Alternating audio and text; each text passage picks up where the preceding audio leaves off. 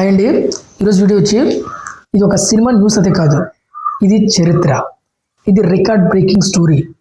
కేవలం 6 రోజుల్లోనే megastar Chiranjeevi book my షోలో జీవితకాలం యొక్క టికెట్ అమ్మకాల విషయంలో అటు పవర్ స్టార్ పవన్ కళ్యాణ్ గారికి సంబంధించి కానీ లేదంటే ఇటు గ్లోబల్ స్టార్ రామ్ చరణ్ గారికి సంబంధించి 2 సినిమాల్ని అధిగమించారని చెప్పాలి.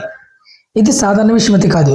ఇప్పుడు అసలు టాపిక్లోకి వెళ్తే రామ్ చరణ్ హీరోగా నటించినటువంటి game changer cinema book my షోలో దాదాపు 2.24 మిలియన్ టికెట్స్ను అమ్మకాలు నమోదయ్యాయి. అలాగే పవర్ స్టార్ పవన్ కళ్యాణ్ గారు నటించినటువంటి దే కాల్ హిమ్ ఓజీ మొత్తం 2.78 మిలియన్ టికెట్స్ అమ్మకాల వద్ద నిలిచింది. కానీ ఇక్కడే అసలు ట్విస్ట్ మొదలైంది. మెగాస్టార్ చిరంజీవి గారు హీరోగా నటించినటువంటి మనశంకర్ వరప్రసాద్ సినిమా కేవలం 6 రోజుల్లోనే 2.81 మిలియన్ టికెట్స్ అమ్మకాలు నమోదు చేసి ఈ రెండింటిని క్రాస్ చేసింది. అంటే లైఫ్ టైం రికార్డ్స్ని వీక్ లోపే బ్రేక్ చేయగలిగే శక్తి ఇంకా మెగాస్టార్ చిరంజీవి గారికి ఉందని మళ్ళీ మరోసారి ప్రూవ్ అయిందనమాట.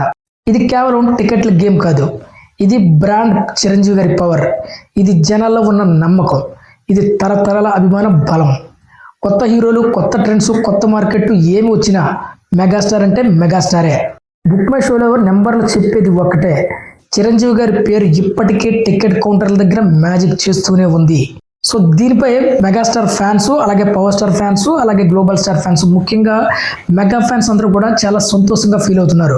నో ప్రాబ్లం, మా హీరో వాళ్ళ అన్నయ్య, మా హీరో వాళ్ళ డాడీ, సో మా family we are one in any time, it's my mega family అంటూ ఫ్యాన్స్ కూడా ట్వీట్స్ వేస్తున్నారు.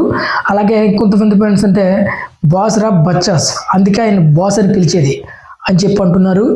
ఇంకొంతమంది అయితే మెగాస్టార్ తర్వాత ఏ స్టార్ అయినా అంటూ మెగా ఫ్యాన్స్ ట్వీట్స్ చేస్తూ వాళ్ళ సంతోషాన్ని పంచుకుంటున్నారు.